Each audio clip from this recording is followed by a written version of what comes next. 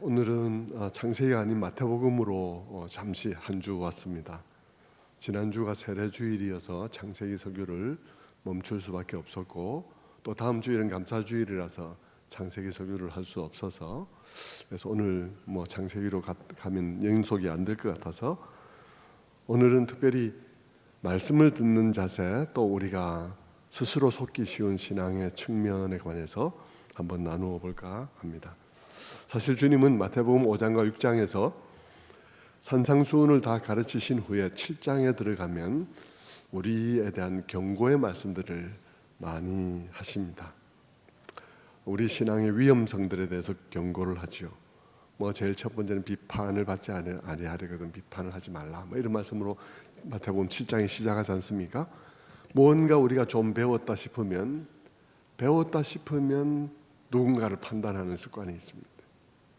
배웠다 싶으면 자기를 돌아보는 것이 아니라 그것으로 남을 판단하는 그런 경향이 있죠. 우리는 무엇을 조금 아는 것을 아는 채를 티를 안 내면 못 참는 그런 성질들을 갖고 있는 것입니다. 그래서 주님께서 그 말씀을 하시면서 이 산상수훈에 가르치신 이 모든 것들이 자기 자신을 돌아보는 데 사용되지 않고 남을 판단하는 데 사용되지 않도록 비판하지 말라고 말씀하시는 것이죠.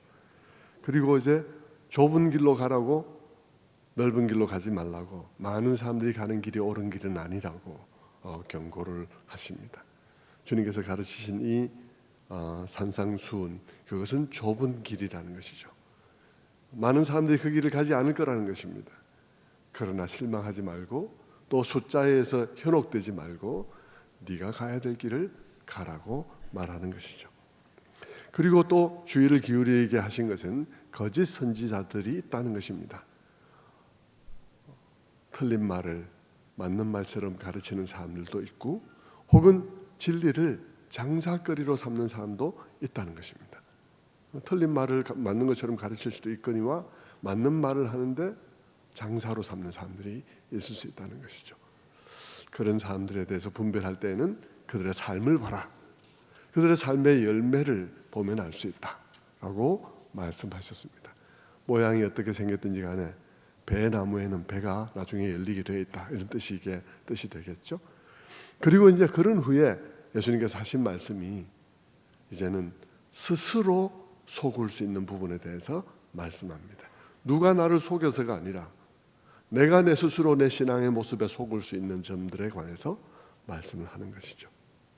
거짓 선지자도 주의해야 되지만 우리의 신앙생활 속에는 남이 나를 속이지 않아도 내 스스로 속을 수 있는 점이 있을 수 있다는 것입니다. 신앙생활은 너무 교묘한 것이어서 우리 자신의 모습에 스스로 대견스러워하면서 속을 수 있는 측면들이 있을 수 있다는 것이죠. 거기에 관한 말씀이 21절부터 나오는 것입니다. 21절 말씀에 나더러 주여 주여 하는 자마다 다 천국에 들어갈 것이 아니요 다만 하늘에 계신 내 아버지의 뜻대로 행하는 자라야 들어가리라, 그렇게 말씀하고 있습니다. 스스로 속을 수 있는 첫 번째는 우리 입에 주여 주여라는 말이 달려있는 것에 의해서 속을 수가 있다는 것입니다. 우리는 신앙생활 좀 하다 보면요, 무슨 일 생기면 그저 주여 하면서 그렇게 탄식을 해도 주여 하면서 그렇게 탄식을 할 수 있죠. 무슨 일이 생기면 우리는 경건해 보이는 탄식을 할 수 있는 것입니다. 물론 여러분, 그게 잘못이란 말은 결코 아니죠. 그건 굉장히 좋은 것입니다. 그런데 때때로 그것은 경건해 보일 뿐 그 사람의 실제가 아닐 가능성도 다분히 존재한다는 것이겠죠. 그래서 우리가 속을 수 있다는 것입니다. 혹은 주야라고 외치면서 열렬하게 기도할 수도 있습니다. 그 점에 대해서는 주님께서는 7장에서 22절에 이렇게 말합니다. 그날에 많은 사람들이 나더러 주여 주여 우리가 주의 이름으로 선지자 노릇하며 주의 이름으로 귀신을 쫓아내며 주의 이름으로 많은 권능을 행하지 아니하였나이까? 라고 말을 할 것이다. 열렬한 모습으로 신앙생활을 했다는 것입니다. 주의 이름으로 선지자 노릇하고 주의 이름으로 귀신도 쫓아내고 능력도 행했다는 것입니다. 주의 이름으로 선지자 노릇했다는 것은 오늘날로 말하면 어떤 것이 되겠습니까? 폼나게 설교를 해 제꼈다는 것입니다. 폼나게 설교를 했다는 것이죠. 폼나게 예언 기도를 한다고 꽤나 그럴싸하게 사람도 긁어 모았다는 것입니다. 주의 이름으로 귀신을 쫓아냈다. 아주 호기롭게 나사렛 예수의 이름으로 명하노니 물러가라 하면서 이런 일들을 했다는 것입니다. 참 어려운 것은 그런 행위들은 적어도 겉으로 보아서는 아무런 잘못이 없다는 것입니다. 잘못일 리가 없죠. 그 자체는 잘못이 된 것이 없습니다. 잘못이 없을 뿐만 아니라 그런 행위들은 오히려 정통적이라는 것입니다. 주여라고 부르짖는 것은, 주여라는 고백은 주여든 주여든, 주여라는, 주님에 대한 주여라는 고백은 기독교인들의 정통적인 고백이라는 것이죠. 아무 잘못이 없어요. 주여라고 부르지 못하는 그게 더 문제지, 주여라고 말하지 못하는 그게 문제지. 그저 늘 하나님이라고 말을 하고 나의 주라고 고백하지 못하는, 자신과 주라는 고백으로 관련 짓지 못한, 그저 저기 계신 하나님으로만 말하는 그게 문제지, 나의 주라고 고백할 수 있는 그것이 무엇이 문제냐고요. 주여라는 탄식이나 주여라는 부르짖음은 아무것도 잘못된 것이 없다는 것입니다. 그런데 그것보다 더 나은 것이 없을 것 같아 보이는 그런 외형도 실제 그 영혼이 주님과 아무 상관이 없을 수도 있다 하는 이야기인 것입니다. 대단한 믿음 같아 보이고 정말 이보다 더 나은 신앙이 있을까 싶을 정도의 대단한 사람으로 보였는데, 그러나 예수님께서 말씀하시는 것입니다. 23절에 그때 내가 그들에게 밝히 말하되 내가 너희를 도무지 알지 못하니 불법을 행하는 자들아 물러가라 라고 하리라. 나하고는 아무 상관이 없다. 니하고 나하고는 아무 상관이 없다. 그렇게 말씀하실 수 있다는 것입니다. 우리는 이런 본문을 또 설교 중에 많이 이렇게 인용하는 말씀으로 듣기 때문에 별 감흥이 없이 이 말을 들을 수가 있습니다. 그런데 이 부분을 가만히 멈추어서 생각해 보면 대단히 충격적이에요. 대단히 충격적이에요. 이게 남의 얘기로 들으면 안 되고요. 자기 이야기로 한번 들어보며 자기의 삶에 한번 물어보라고요. 내 영혼과 주님과의 관계는 뭐냐 지금? 내 영혼과 주님과의 지금의 관계가 뭐냐 물어보면 이게 보통 문제가 아니라는 사실. 이걸 나 자신의 이야기로 한번 읽고 묵상을 해보라는 것입니다. 제가 만약에 제 자신에게 적용한다면, 저는 이 말씀을 생각하면서 제가 참 마음에 참 찔림도 받고 다짐도 새롭게 하고, 이게 나하고 아무 상관이 없을 수 없겠구나, 그런 생각을 해보기도 했습니다. 예를 들어서 저를 생각해 보십시오. 제가 만약 적용한다면 주의 이름으로 선지자 노릇을 하며, 제 자신이 곰곰이 생각해 봅니다.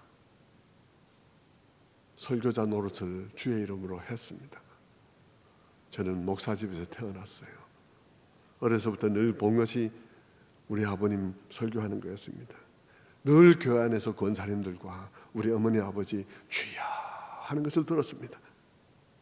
그러다 보니 어느새 제 입에도 주여라는 말이 입에 올랐습니다. 더구나 저는 지금 목사가 되었습니다. 올바른 설교를 준비하기 위해서 늘 애를 쓰고 있습니다. 그렇게 너무너무 애를 쓰다 보니까 그래서 그런지 어쩐지 몰라도 눈도 잘 안 보이고, 류마티스도 와서 이렇게 손가락도 움직이기 어렵고, 아파서 주먹도 잘 안 쥐지고, 감각도 별로 잘 없고, 그렇죠. 몸이 많이 엉망이 됐구나 하는 생각도 듭니다. 그렇게 늘 선지자적인 메시지를 준비하느라고 애를 썼지만 어느 날 주님이 난 너 모른다. 너 너를 위해서 그랬잖아. 그건 너의 성취였잖아. 그때 네 영혼과 나와의 관계는 뭐였냐? 네가 그렇게 설교 준비해서 그날의 설교를 잘 감당하기 위해서 그렇게 애썼을 때 그래 너는 너 성취를 위해서 그렇게 애썼지만 네 영혼과 나의 영혼과의 관계는 뭐야? 하실 수도 있겠구나.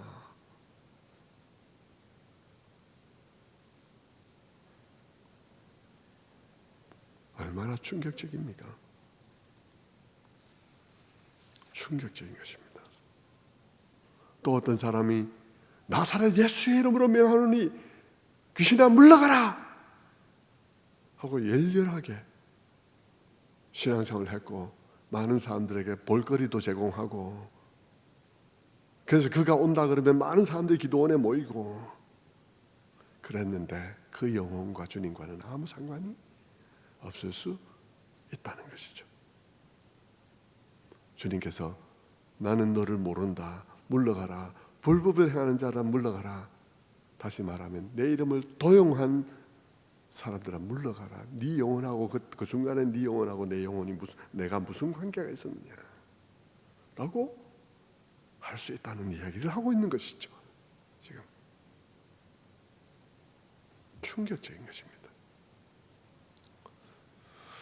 저는 제 영혼을 돌아보았습니다. 그럴 수도 있겠다. 정말 주의해야 되겠다. 내 열심에 내가 속아서는 안 되겠다 생각을 했습니다. 주님은 외형적으로 그렇게 보인다고 그 사람이 천국 들어가는 것은 아니다 그렇게 말씀하시면서 그러면 어떤 사람이 들어가나 거기에 대해 주님께서 말씀하시기를 21절 하반절에 다만 하늘에 계신 내 아버지의 뜻대로 행하는 자라야 들어가리라 라고 말씀했다는 것입니다. 자, 오해하지 마십시오. 행위로 구원을 얻는다는 말이 아닙니다. 행위가 공로가 되고 내 아버지의 뜻대로 행하는 것을 잘 살아서 그것이 공로가 돼서 그렇게 하늘나라에 들어갈 것이다 이 말을 말하고 있는 게 아닙니다. 진짜 구원받는 자의 그 믿음의 특성이 어떠한지를 보여주는 것입니다. 진짜 구원받은 사람의 믿음의 특성은 행하게 되어 있다는 것입니다. 주여 주여만 하는 것이 아니라 행하게 되어 있다는 것입니다. 주여만 하고 있는 것이 아니라 주여 하고 집에 가서 마음대로 사는 것도 아니라 행하게 되어 있다는 것입니다. 행한 것으로 구원받는 것이 아니고 그 믿음을 가진 사람 그 믿음은 행하게 되어 있다는 것입니다. 믿음으로 구원 얻는데 그 믿음은 행하게 되어 있다는 것이죠. 주님의 말씀을 행하려고 해서 그 행함이 공로가 돼서 수준이 인정되어서 그 수준 때문에 천국 가는 이런 이야기를 하고 있는 게 아닙니다. 올바른 믿음을 가진 사람은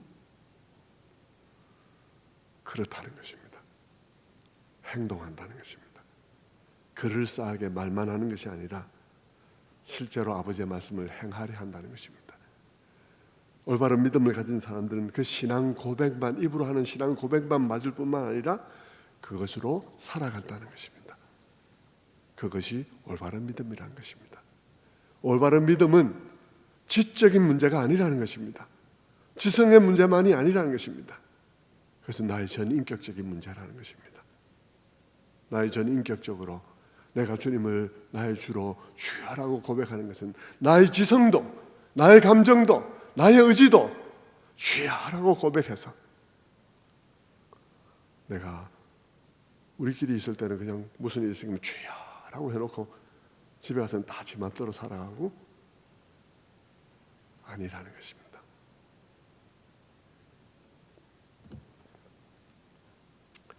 주여라고 하는 사람들, 주여라고 하는 사람들의 신앙 고백이 틀린 것이 아니라 그들에게 삶이 전혀 없다는 점이 그들의 신앙이 전인격적이 아니라는 것을 증명한다는 것입니다. 믿음으로 구원받는 건 맞습니다. 믿음으로 구원받는, 전인격적인 믿음으로 구원받는 건 맞습니다. 맞는데 가짜 믿음으로도 구원받는다는 말은 아닌 것입니다. 주여라고만 하고 제 마음대로 살아가는 가짜 믿음으로도 구원받는다는 말은 아니라는 뜻이죠. 이 말은 행위로 구원받는다는 말이 아닙니다. 진정한 믿음으로 구원받는다는 말입니다.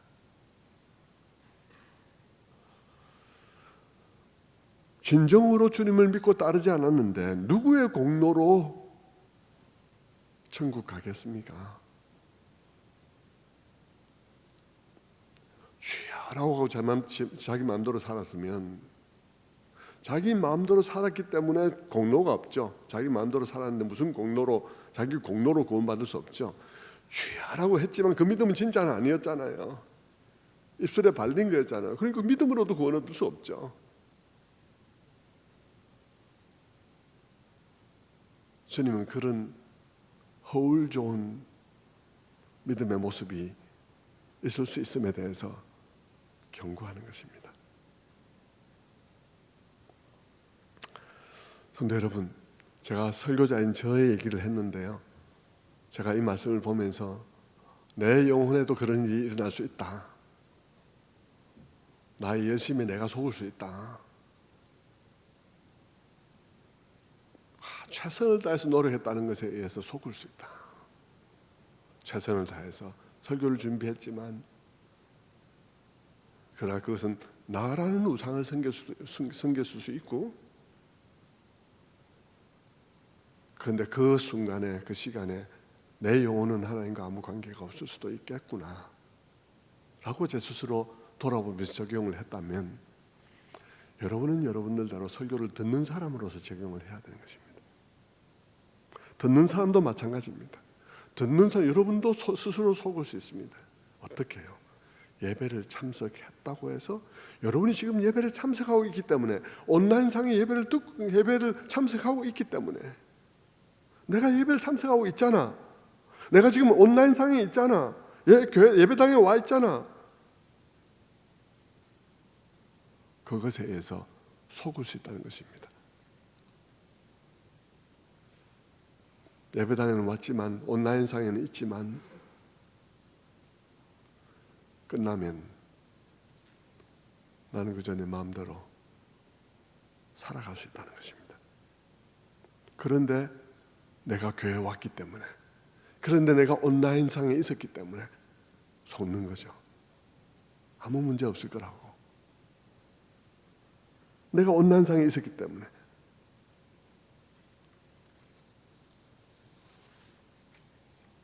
신앙은 참 교묘하게 우리 자신을 속일 수 있는 것입니다. 사실은 내가 주님과 아무 상관이 없는데 주님과 깊은 상관이 있는 것처럼 보여질 수도 있는 거죠. 착각할 수 있는 것입니다. 내가 보일 위해서 보이는 것이 아니라 내 자신도 속을 수 있다는 것입니다. 내 자신도 내 자신의 행위에 속을 수가 있는 것입니다. 그래서 주님께서는 마태복음 5장에서 7장까지 이 긴 설교를 마무리 지으면서 이제 돌아갈 그들에게 당부하는 것을 빠뜨리지 않은 것입니다. 그냥 돌아가면서 그들에게 야 오늘 설교 좋았지? 라고 야 오늘 뭐 잘 들었니? 설교 좋았지? 라고 말하는 것으로 속지 마라. 그 말을 곰곰이 새겨서 네 인생을 그 말씀 위에 올려놓으려고 하는지를 점검해라. 그저 돌아가면서 오늘 말씀 참 좋았어. 맨날 오늘 말씀 참 좋았어. 그러면서 속는다는 것입니다. 속을 수 있다는 것입니다. 심판날에 무너지지 않을 사람, 심판날에 무너지지 않을 사람은 오늘 말씀 좋았지? 라고 말했던 그 사람이 아니라는 것입니다. 오늘도 그 말씀을 마음으로 담아서 그 말씀을 새기고 그 말씀 위에 내 인생을 세우려고 한 그 사람, 지성과 감정과 의지를 함께 하나님께 드린 그 사람이라는 것이죠.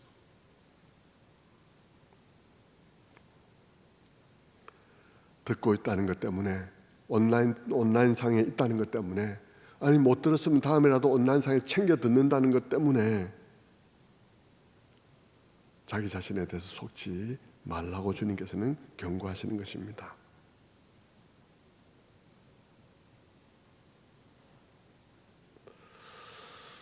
말씀을 듣기만 하는 사람은 진정한 그리스도인이 아닐 수 있다 하는 것입니다.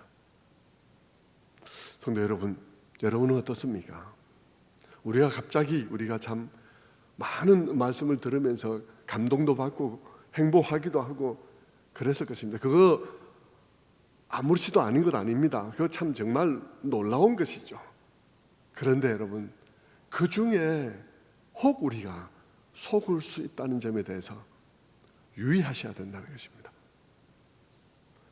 나는 하나님 앞에 지성과 감정과 의지 모두를 가지고 결단했는가 생각해 봐야 되는 것입니다. 설교를 듣는 여러분들 설교를 얼마나 많이 듣습니까? 여러분, 우리가 얼마나 많은 설교를 듣는지 아십니까? 여러분이 만약 모든 예배에 다 참석한다고 가정하면 여러분이 믿은 지 10년이 되면 4,000번의 설교를 듣습니다. 4,000번이나 듣습니다. 10년이 되면. 새벽기도 뭐 이래가지고 4,000번을 들어요. 일주일에 10번씩 들어가지고 10년이 되면 4,000번을 듣습니다. 그런데 여러분, 그 설교를 들은 여러분은 지금 어떤 상태에 있습니까? 어떤 사람입니까? 10년 동안 말씀을 듣고 있는 여러분은 어떤 사람입니까? 그 말씀 위에 여러분을 세우려는 사람입니까? 아니면 듣기만 하는 사람입니까? 10년 동안 듣기만 하는 사람입니까? 어떤지를 살펴보라는 것입니다. 주님이 긴 설교를 끝내면서 당부하는 것은 바로 그 점을 당부하는 거죠. 신앙은 참 교묘한 것이다. 늘 교회 다니고 있기 때문에, 네가 성경을 읽고 있기 때문에, 네가 성경을 필사하고 있기 때문에, 그러니까 네가 속을 수 있다.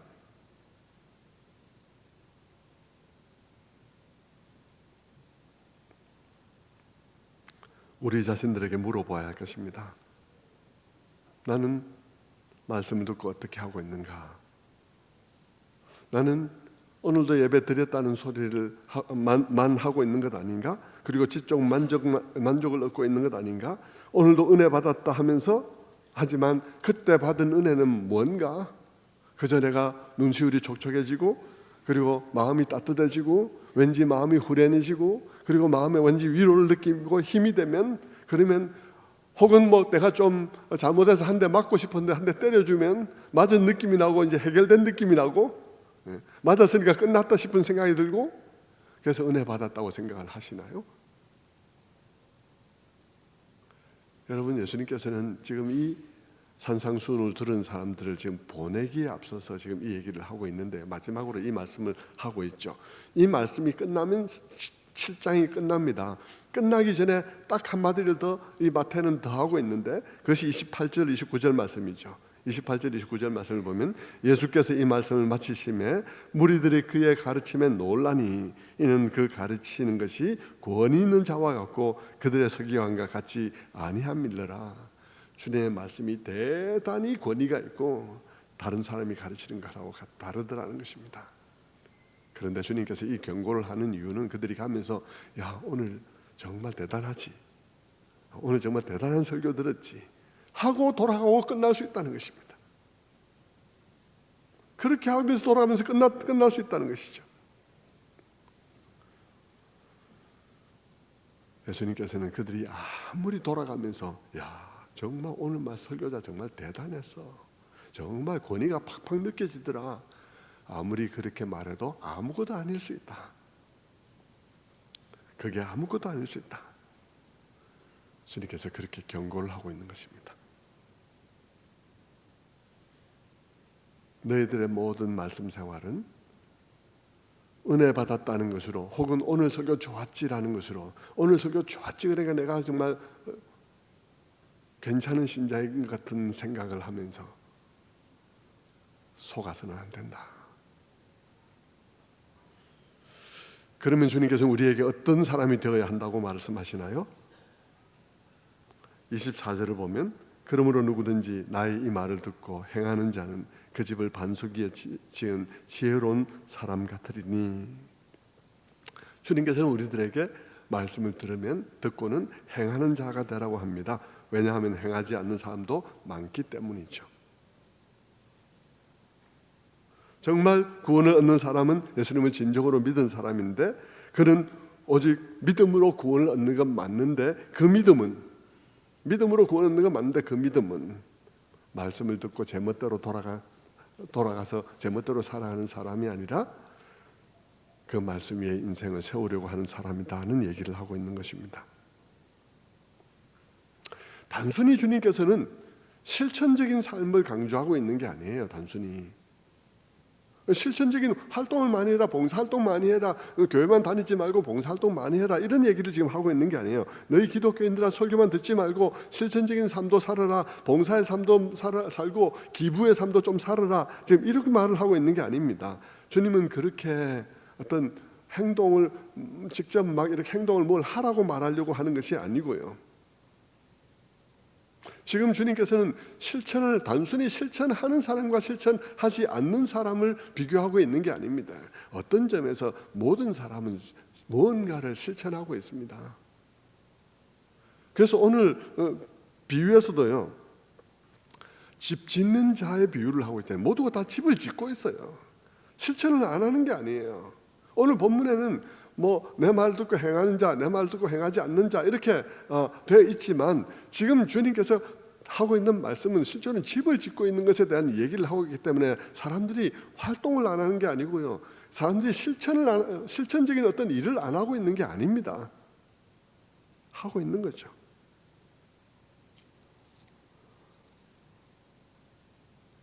주님은 그들이 무언가를 열심히 하고 있는 것을 보고 싶어 하는 것이 아니에요. 주님의 말씀을 깊이 듣고 그 말씀 위에 세우려고 하는 것을 보고 싶어 할 뿐입니다. 말씀을 잘 듣고 그 말씀에 근거해서 그 말씀 위에 자기 인생을 세우려고 하는 사람들을 보고 싶어 하는 거예요. 활동을 많이 하는 사람을 보고 싶어 하는 게 아닙니다. 실천을 많이 하는 것을 보고 싶은 게 아니에요. 교회에서 여러 가지 사업을 많이 벌려서 하는 거 있는 것을 보고 싶은 게 아닙니다. 그런 게 아니에요.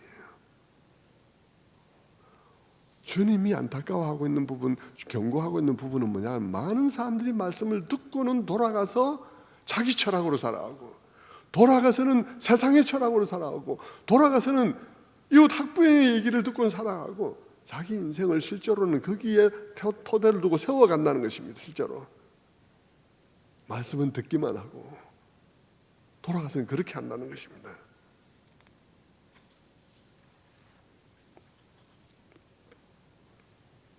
그래서 주님은 집 짓는 자의 비유를 들어서 얘기를 하는 것은 모든 사람이 다 집을 짓고 있다는 것입니다. 뭔가를 하고 있어요.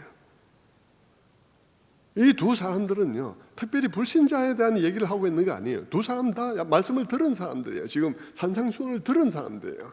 다 들은 사람이에요. 교회 안에 이 두 부류의 사람들이 있다는 것입니다. 결국은 교회 안에 이 두 부류의 사람들이 있어서 그들은 불신자, 신자 이렇게 아니고 둘 다 교회 다니는 사람들입니다. 둘 다 말씀을 듣는 사람들입니다. 신자인지 진정한 신자인지는 몰라도 하여튼 교회를 다니는 모습에 있어서, 설교를 듣고 있다는 모습에 있어서는 똑같다는 것이죠. 그리고 그들은 교회를 다니고 있기 때문에 둘 다 구원받았을 거라고 생각하고 있다는 것입니다. 그걸 염두에 두고 우리가 이 말씀을 봐야 하는 것이죠. 두 사람 다 집을 짓고 있습니다.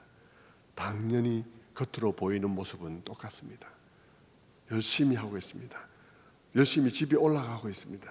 집에 최고의 재료를 써서 짓고 있습니다. 모습이 다 똑같아요. 그런데 겉모습이 비슷해 보이던 그 집이 어느 날 완전히 다른 결과가 나타났습니다. 어느 날 풍파가 비바람이 치던 어느 날 하나는 잘 견뎠는데 하나는 폭삭 무너지고 말았습니다. 그 둘 사이에는 근본적인 차이가 있었다는 것입니다. 그것이 뭐냐? 그것이 기초였다는 것입니다. 한쪽은 흙을 파서 밑에 반석을 확인하고 그 반석 위에다 집을 세웠는데, 한쪽은 그냥 편하게 모래 위에 집을 세웠다는 것입니다.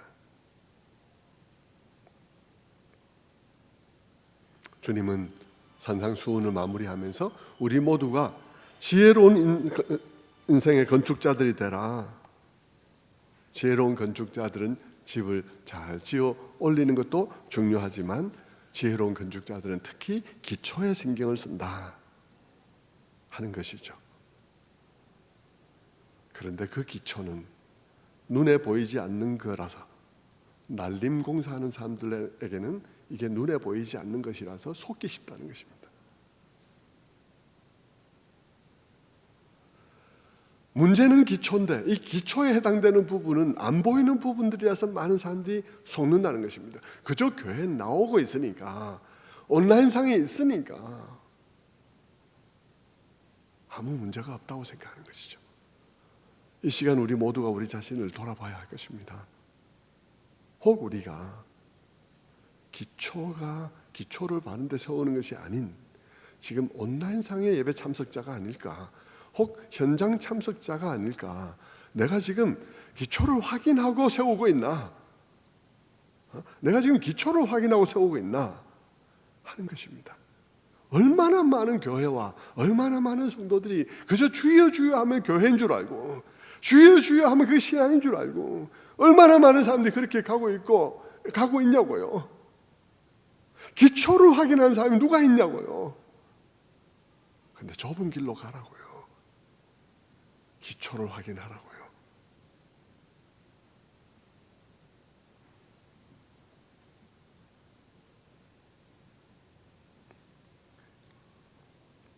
그리고는 그 기초를 바로 세워서 실천에 가라는 것입니다. 절대 행위 구원을 말하고 있는 게 아닙니다. 너의 기초가 중요하다고 말하는 것입니다. 기초가 제일 중요하다고 말하는 것입니다. 그 기초가 너에게는 뭐냐는 것입니다. 그저 쌓아 올리는 사람이 되지 말라는 것입니다. 그냥 프로그램 만들어서 그냥 막 이렇게 쌓아 놓는 게 되지 말고, 너 기초가 뭐냐 하는 것입니다. 여러분, 우리 그 기초가 잘못되어 있으면 그 사람은 무너질 것이다. 심판을 견디지 못할 것이다 하는 것입니다. 비바람을 견디지 못할 것이다 하는 것입니다. 그것은 두 가지 차원에서 그렇습니다. 하나는 우리 인생을 살아가는 동안에 비바람이 불어오는 날이 있을 것입니다. 세찬 바람과 홍수가 지는 날이 있을 거예요. 그럴 때 우리가 그냥 그 모양으로는 전부 다 신앙생활 똑같이 하는 것 같아 보였죠. 그러나 우리가 평상시에 그 기초를 잘 따져서 예수 그리스도라는 확실한 기초 위에 내가 내 신앙을 세우지 않은 사람은 무너지고 마는 것입니다. 그 예수 그리스도의 기초를 세우더라도 그분이 그분 자신을 뭐라고 말했는지에 대해서 분명히 기초를 닦아서 세우지 않으면 무너지는 것입니다. 대충 이름만 예수님, 이름만 하나님 하고는 내가 생각하는 하나님, 내가 생각하는 예수님으로 내 말을 듣고 세우지 않은 사람, 내 말을 듣고 행하지 않은 사람, 내 말을 듣고 집을 짓지 않은 사람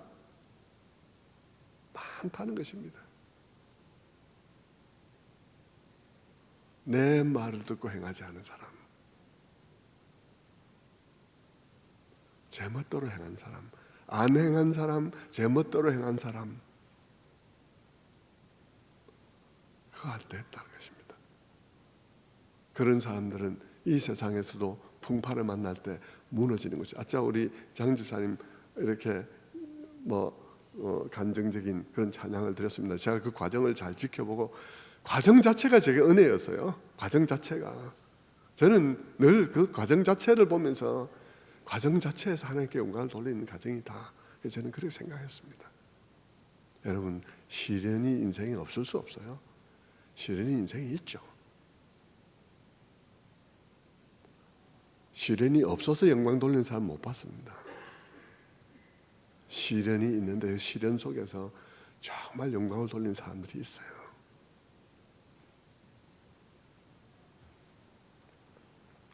그렇게 여러분 인생을 살아가다가 어려운 일을 겪으면 기초를 제대로 세워서 제대로 된 기초 위에 서 있지 않은 사람은 무너지는 것입니다.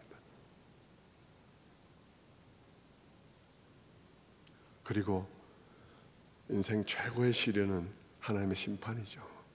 심판대 앞에 서게 되겠죠.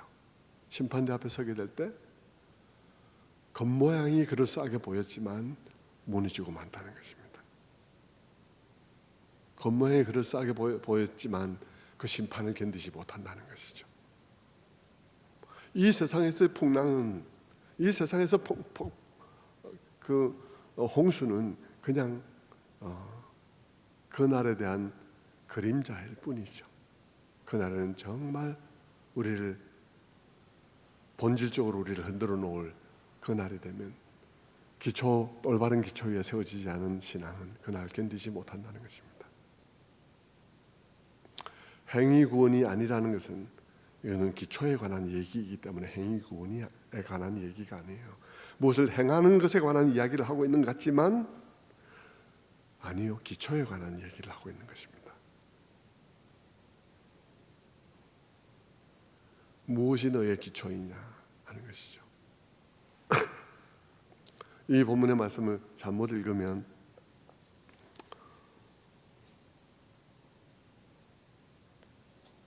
누구든지 나의 이 말을 듣고 행하는 자는 그 집을 반석 위에 지은 지혜로운 사람 같으리니, 그러니까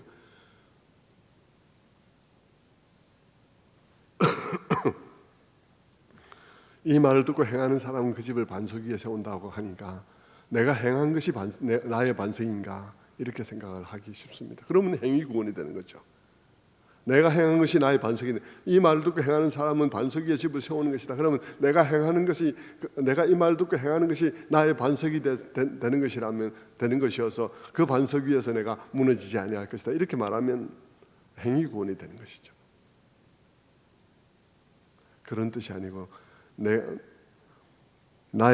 누구든지 나의 이 말을 듣고 행하는 사람은, 나의 이 말을 듣고 누가복음에 보면 동일한 말씀에 흙을 파서 반석 위에 세웠다 이랬는데 흙을 파서 이렇게 반석을 확인하고 세우는 과정도 누가복음에는 그렇게 기록되어 있는데 나의 이 말을 듣고 잘 따져서 그 반석을 따져서 그 위에 세우는 사람, 그 세우는 사람은 그 사람에게 반석은 뭔가요?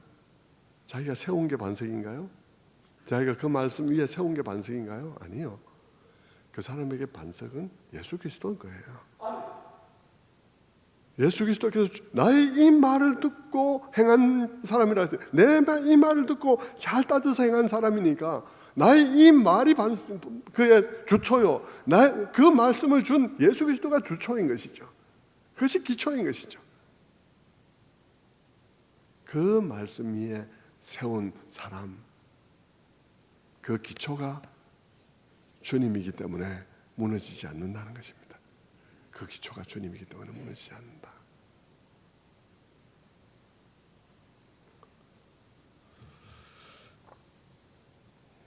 그런 것입니다. 오늘은 이 창세기 말씀 사이에 우리가 은혜롭게 우리가 말씀을 들어오고 있기 때문에 한번 경고의 말씀으로 우리가 한번 찔림을 받아야 되겠다 하는 생각도 들어요. 늘 창세기만 쭉 하다 보면 또 중간중간에 사실 이어서 하는 장점이 있는데 이런 말씀도 중간에 한 번씩 들어야 되는데 그것을 중간에 늘 한동안 안 듣는다는 것이 조금 문제이긴 하죠. 오늘 마침 이렇게 세례주일과 감사주일 사이에서 오늘 이 말씀을 들으면서 여러분의 마음을 한번 돌아보시기를 바랍니다. 대부분의 사람들은 반석 위에 이 말씀 위에 세우고 있겠지만 혹 저도 제 자신을 돌아보면서 깜짝 놀라며 그럴 수도 있겠구나 하는 생각을 하듯이 여러분도 교회에 출석하고 있다는 이것, 온라인상에서 예배드리고 있다는 이것 때문에 여러분의 신앙을 오판해서 거짓된 믿음 위에 계속 세월을 보내는 일이 없도록 깨어나시는 여러분들 다 되시기를 주님의 이름으로 축원합니다. 기도하겠습니다. 자비로우신 아버지 하나님 감사합니다.